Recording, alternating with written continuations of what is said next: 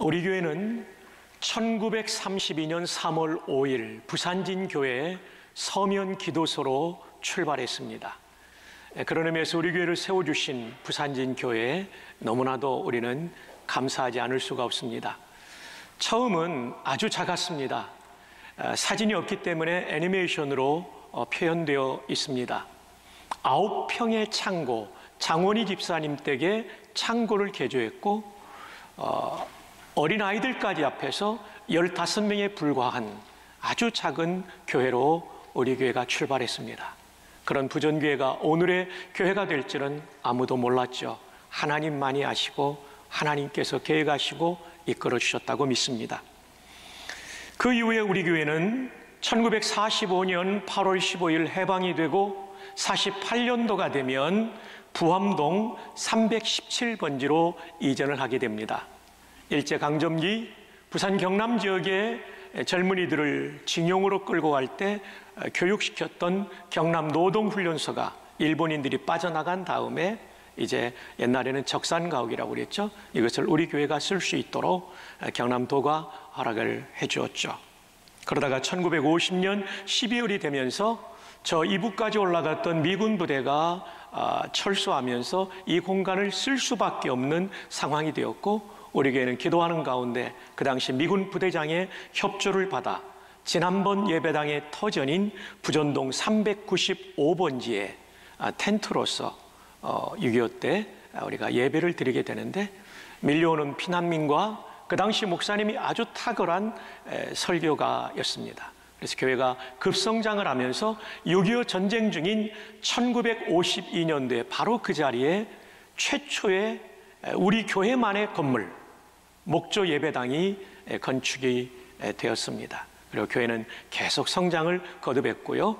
1974년도 오일 쇼크가 한창일 때 우리 교회는 예배당이 비좁기 때문에 새로운 예배당을 짓게 되는데, 우리가 이 예배당 이전에 사용했던 바로 저 건물, 콘크리트 구조물에 빨간 벽돌을 붙인 저 예배당을 1974년도에 준공하여 입당하게 되었습니다. 그리고 나서 1996년도에 우리 신해철 목사님께서 담임 목사님으로 부임하신 후에 다음 세대를 위해서 같은 빨간 벽돌의 교육관을 짓게 되었고, 97년도 IMF로 어려울 때 우리는 부산, 울산, 경남 지역의 성도들을 위한, 그리고 우리 교우들을 위한 부전 기도원을 건립하게 되었습니다. 그리고 2006년도 12월 24일에 새로운 예배당인 부전 글로컬 퓨전 센터를 완공하여 입당함으로써 오늘에 이르고 있습니다. 우리의 발자취를 뒤돌아보면 모든 것이 하나님의 은혜였습니다. 지나온 건물의 이력을 살펴보기만 해도 얼마나 하나님이 우리 교회의 은혜를 베풀어 주셨는지 알 수 있는데, 한 걸음 더 나아가 내면에 있어서 우리 교회가 받은 복이 실로 크다 하지 않을 수 없습니다. 첫 번째로는 건강한 개혁신학 위에 교회가 세워진 것입니다. 교회는 그 교회가 가지고 있는 신학에 의해 신앙생활이 결정됩니다. 자유주의 신학을 가진 교회는 신앙생활도 자유주의 신학에 근거한 신앙생활을 하게 되죠. 만약 그런 교회였다면 우리 교회는 오늘의 모습을 갖출 수가 없었을 것입니다. 그러나 우리는 선대의 목사님들부터 개혁신학에 근거한 목회를 해오셨는데, 개혁신학이란 성경의 절대적 권위를 정확무오한 하나님의 말씀임을 믿는 것입니다. 두 번째로는 우리의 구원은 인간의 노력이 아니라 오직 하나님의 은혜, 십자가의 은혜로만 구원받는다는 것입니다. 세 번째로는 교회는 왕이신 하나님의 절대 통치를 받는, 하나님의 절대 주권이 나타나는 곳, 그것이 바로 교회이며, 그 성도들이 세상 속에 하나님의 주권적 통치를 실현하는 것, 그래서 하나님 나라를 이루어가는 것이 개혁신학의 그 세 번째 내용이 되겠습니다. 네 번째로는 성령님의 감동을 통한 성화가 그 개혁신학의 내용이 되겠습니다. 다섯 번째로는 문화를 변혁하는 것, 세상의 모든 문화와 시스템을 성경적으로 바꾸는 삶, 그런 신학을 가지고 그런 삶을 사는 것이 개혁신학이요 개혁신앙입니다. 그 외에도 몇 가지가 있지만 대략 5가지로 여러분에게 말씀드릴 수 있는데, 이 개혁신학 위에 우리 교회가 세워졌다는 것은 하나님의 놀라운 은총입니다. 둘째로, 한국교회와 부산교회를 섬기게 하신 것이 하나님의 은총입니다. 1965년도 총신대학교 사당동 부지를 1만 8천 평을 우리 교회 장로님이신 백남조 장로님께서 하나님께 바치셨습니다. 그 전에 총신대학교는 용산에 작은 건물 하나 덩그러니 있는, 그 건물로는 신학교가 발전할 수 없었는데 우리 교회 장로님께서 무려 1만 8천 평을 바치심으로 그동안 수십 년 동안 이 신학대학교와 신학대학원을 통해 한국의 수많은 목회자, 선교사, 기독교계의 리더들, 그리고 신학 교수들을 배출함으로써 한국교회를 견인하는 역할을 할 수가 있었는데, 그 출발점에 우리 교회 백남조 장로님이 계셨던 거죠. 뿐만 아니라 우리 교회는 수많은 교회를 개척해 주었습니다. 1950년 남도교회가 시작될 때 그 당시에는 장로가 되기 전인 백남조 집사님이 70만 원에 해당되는 대형 천막을 바침으로써 교회가 시작되었죠. 1952년 산하교회 건축비를 백남조 장로님 등이 헌신했습니다. 1954년 전포교회 건축 시에 백남조 장로님과 성도님들이 헌신했고 13가정을 분립개척해 주었습니다. 1963년 우리 노예 안에 있는 팔송정교회가 예배당을 짓게 될 때 207평을 백남조 장로님이 사서 하나님께 바치셨습니다. 1956년 우리 노예 안에 있는 부곡교회가 개척될 때 백남조 장로님이 300평의 땅을 바치셨습니다. 1960년 오정현 목사님이 개척하셨던, 오상진 목사님이 개척한 가야 제일교회 개척 시에 백남조 장로님이 230평을 바치셨습니다. 우리는 총신대학교 부지만 바친 줄로 대다수의 성도가 기억하고 있는데, 이렇게 수많은 교회 개척이나 건축에 헌신을 하셨죠. 뿐만 아니라 1957년도에는 부산을 넘어 경북 성주교회, 용암교회, 죽전교회를 개척했고 1976년도에는 대구 동은교회를 개척했고 같은 해 부산에 우리 교회에서 가까운 현재의 알랑로교회, 그 당시에는 부산 동래 동북교회라는 교회를 개척했던 것이죠. 그 외에 수많은 교회를 개척하고 교회 건축을 도와준 교회, 우리 교회는 우리 교회만을 위해 존재하지 않고 지역의 교회와 한국교회를 위해서 섬긴 교회였던 것입니다. 셋째로, 우리 교회는 지역 주민을 섬기는 교회였다는 것이 하나님의 은혜에 감사할 일입니다. 시작부터 서면천에서 그 당시 씻지 못하고 부모님들이 일하러 나간 그 집의 아이들을 데려다가 씻기면서 전도했습니다. 그리고 상처 입은 아이들, 그들에게 치료해 주면서 전도했죠. 한국 전쟁으로 배움의 길을 잃어버리고 부모님이 다 돌아가시고, 때로는 부모님이 가정 형편이 어려워서 이 아이의 공부를 가르칠 수 없는 상황이 될 때 우리 교회는 복음학원이라는 야학을 세워서 무상으로 교육을 실시했고, 그 후에는 성민중학교를 세워서 학생들을 가르쳤습니다. 신해철 로 목사님이 담임 목사님으로 부임하셨을 때에는 한글을 깨우치지 못한 부산 시민에게 한글을 깨우치는 상록교실을 열어 한글을 읽고 싶은 그 한을 풀어주었던 것이죠.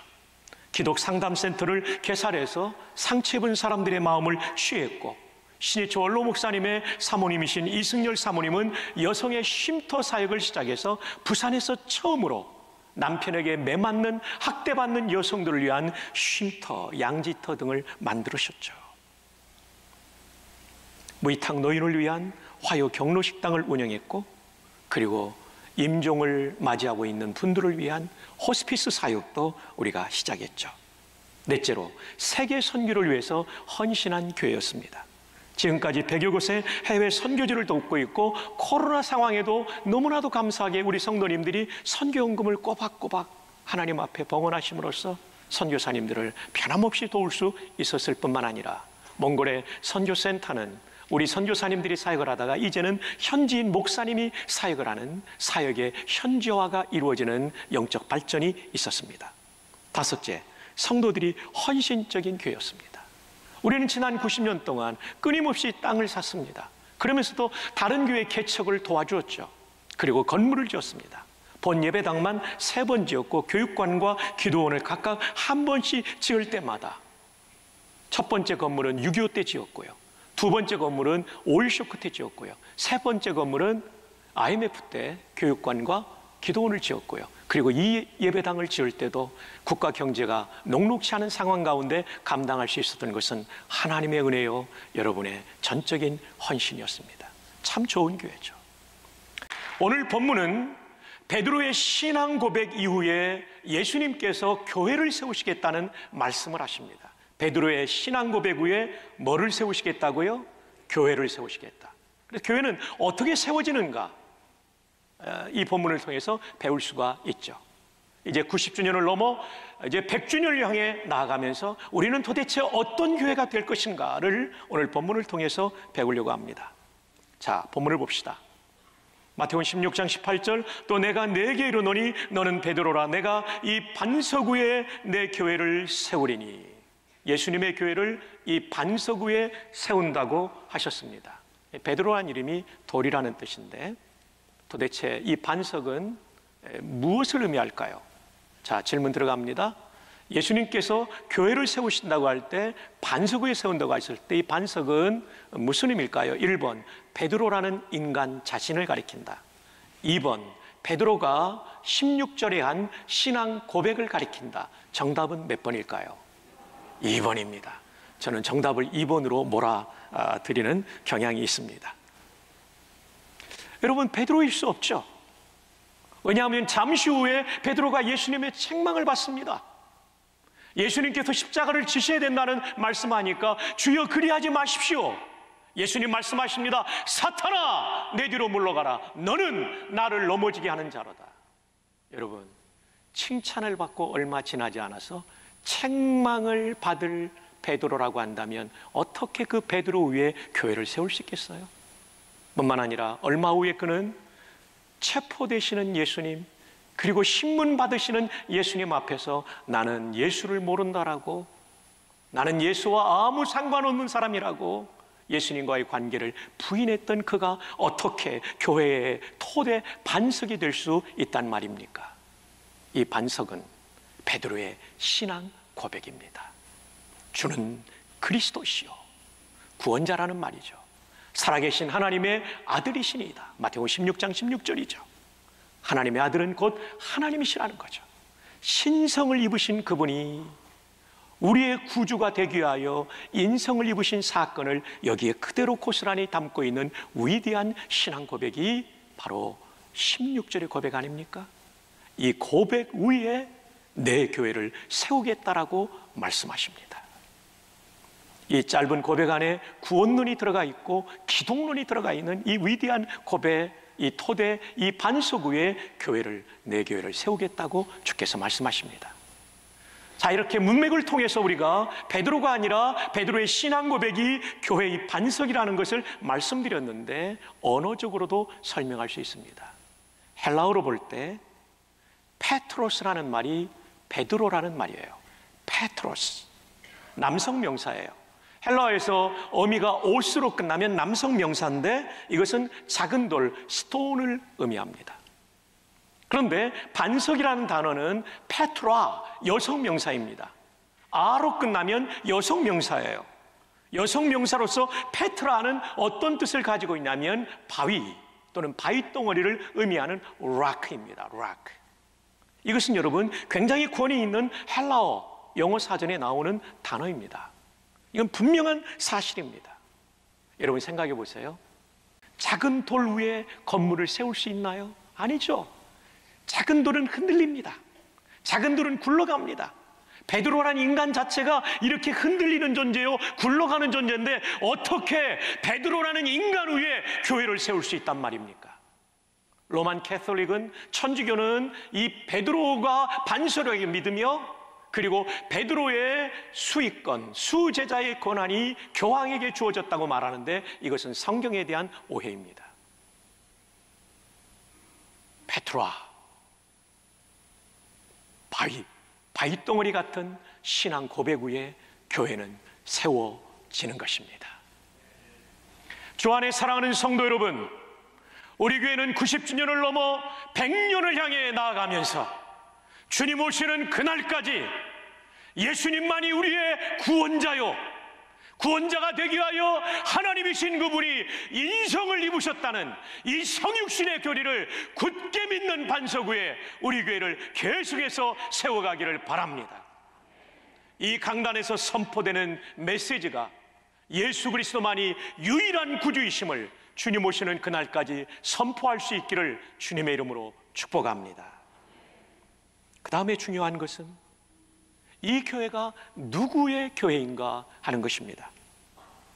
본문 중반절에 보면 내 교회를 세우리니, 목사의 교회를 세우는 것도 아니고 설립 멤버의 교회를 세우는 것도 아니고 교회 오래 다닌 성도, 올드 타이머들의 교회를 세우는 것도 아닙니다. 내 교회를 세우리니.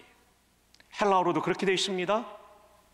내라는 말이, 나의라는 말이 인칭 대명사 소유격, 무가 사용되었습니다. 주격은 뭐냐면 에고, 심리학에서 자아를 가리키는 에고가 나는 이라는 인칭 대명사입니다. 무하면 나의, 모이 하면 나에게, 매 하면 영어로 옮기면 에미가 되는데 영어의 미가 여기서 나왔죠. 나를, 이렇게 됩니다. 자, 여기에 분명히 무라고 되어 있습니다. 나의 교회죠. 예수님의 교회죠. 교회가 교회되기 위하여 가장 중요한 것은 교회는 예수님께 속한 것이 되어야 합니다. 예수님이 주인 되신 것이 되어야 됩니다. 예수님이 다스리시는 것이 되어야 됩니다. 주님 말씀하시면 나아가고 주님 말씀하지 않으면 멈춰서는 교회가 되어야 합니다. 그러면 그 주인 되시는 주님께서 교회를 책임져 주시는 것입니다. 16장 18절 맨 마지막 부분에는 내 교회를 세우리니 누구의 권세가 이기지 못하리라? 음부의 권세가 이기지 못하리라. 여러분, 음부라는 단어는 크게 두 가지 뜻이 있어요. 하나는 사람의 생식기가 있는 곳을 가리킵니다. 이때 부자는 장소 부자라는 한자를 써요. 음은 어두울 또는 그늘음자가 똑같아요. 그런데 본문에 사용된 음부는 첫 번째가 아니라 두 번째 한자입니다. 마을 부자를 쓰는 것입니다. 죽은 사람이 거하는 곳, 여기를 음부라고 가르치죠. 헬라말로 하데스, 히브리 말로 스올인데 사전적 의미는 죽은 사람이 거하는 장소로서의 지하세계라고 사전은 설명하고 있습니다. 그래서 음부는, 여기서 사용된 음부는 죽은 사람이 거하는 곳으로 여러분이 해석하셔야 됩니다. 그리고 헬라어로는 하데스라고 되어 있죠. 영어 성경을 비교해 보면 NASB와 NIV는 하데스라는 헬라어를 그대로 영어로 표기해 줬습니다. 우리말 성경에는 음부의 권세라고 되어 있지만 영어 성경에는 하데스의 문들, 권세가 문들로 나옵니다. 우리는 왜 권세로 번역했을까요? 예수님 시대의 문은 권세를 상징했기 때문에 권세로 번역한 거죠. NJB 성경에도 문들로 번역되는데 바뀐 게 있죠. 이 하데스를 지하세계로 번역한 겁니다. 죽은 사람이 가는 곳, 지하세계의 문들로 번역했습니다. RSV에 와서는 좀 더 쉽게 이해할 수 있도록 했습니다. 사망의 권세라고 말하고 있죠. 자, 그럼 이 사망의 권세라는 해석을 가지고 본문을 들여다보십시오. 내가 이 반석 위에 내 교회를 세우려니 사망의 권세가 이기지 못하리라, 이 뜻입니다. 사망의 권세가 이기지 못한다는 얘기 뭐냐면 이 하나님의, 이 예수님의 교회를 죽여버리려고 하는 모든 시도가 성공할 수 없다는 것입니다. 그렇습니다. 교회는 아무리 박해해도 교회는 죽지 않습니다. 교회가 예수님을 주인으로 모시고만 있다면 이 교회는 죽지 않습니다. 문제는 예수님을 교회의 주인으로 모시지 않고 사람이 주인 되니까 교회가 무너지는 것입니다. 1966년에서 1976년까지 중국은 대홍역을 치루었죠. 문화혁명이라고 그래가지고 기존의 모든 관습과 종교를 다 없애버리는 혁명. 10대의 홍위병들이 얼마나 많은 사람을 죽였는지 몰라요. 이때 선교사들이 다 추방을 당했습니다. 이제 중국 교회는 무너졌다라고 생각했습니다. 왜냐하면 목회자들을 먼 곳으로 추방시키고 기독교인들을 죽이는 학살을 감행했기 때문에 사망의 권세가 중국 교회에 미친 것입니다. 근데 이게 웬일입니까? 개혁 개방이 되어서 중국에 들어가 보니까 지상에 있던 교회가 전부 지하로 숨어들어서 여전히 중국 교회는 소그룹으로 막강하게 살아있었던 것입니다. 맞습니다. 박해가 교회를 죽이는 것이 아닙니다. 예수 그리스도의 주인 되심을 인정하지 않을 때 교회는 죽습니다. 그러나 예수님이 내 교회라고 말하는 예수님의 주인 되심을 인정하고 있으면 어떤 박해가 와도 코로나19의 위기가 와도 교회는 살아남습니다. 아니, 더 부흥할 줄 믿습니다. 우리 교회의 비전은 무엇입니까? 예수님이 주인 되시는 교회, 예수님이 주도하시는 교회, 예수님이 책임지시는 교회가 되면 코로나19의 위기도 이기고 반기독교의 문화도 이기고 교회는 생명의 능력을 가지고 이 시대를 하나님의 품으로 돌려오는 강력한 은혜의 역사를 일으키게 될 줄 믿습니다. 주 안에 사랑하는 성도 여러분, 90주년을 넘어 저 100주년의 고지를 바라보며 달려가는 우리에게 가장 중요한 것, 이 반석 위에 내 교회를 세우리니 음부의 사망의 권세가 이기지 못하리라. 우리 모두 이 반석, 주는 그리스도시요 살아계신 하나님이시니이다, 구원론과 기독론에 흔들릴 수 없는 이 개혁신학의 이 신앙 고백을 굳게 가지고 우리 자녀손들에게 나눠줄 수 있기를 바랍니다. 아울러 우리 교회는 사람의 교회가 아니라 예수님의 교회이심을 믿으십시오. 그 얘기는 그분의 주인 되심을 겸허하게 인정하며 순종한다는 뜻입니다. 그리고 시대가 아무리 어려워도 주인 되시는 예수님을 받들며 그분의 뜻에 순종하면 교회는 예수님이 책임져 주시고 멋지게 사용해 주실 줄로 믿습니다. 이제 이 찬양시를 읽어드리며 오늘의 말씀을 마치고자 합니다. 이 찬양시의 제목은 이런 교회 되게 하소서. 정말 이런 교회가 되기를 바라요. 진정한 예배가 숨쉬는 교회, 주님이 주인 되시는 교회, 믿음의 기도가 쌓이는 교회, 최고의 찬양을 드리는 교회, 말씀이 살아 움직이는 교회, 성도의 사랑이 넘치는 교회, 섬김과 헌신이 기쁨이 되어 열매 맺는 아름다운 교회, 주님의 마음 닮아서 이웃을 사랑하는 교회, 주님의 영광을 위해서 빛 대신 주님 전하는 교회, 사랑의 불꽃이 활짝 피어나 날마다 사랑에 빠지는 교회, 주께서 사랑하는 우리 교회, 우리 부전교회가 이런 교회 되게 하소서.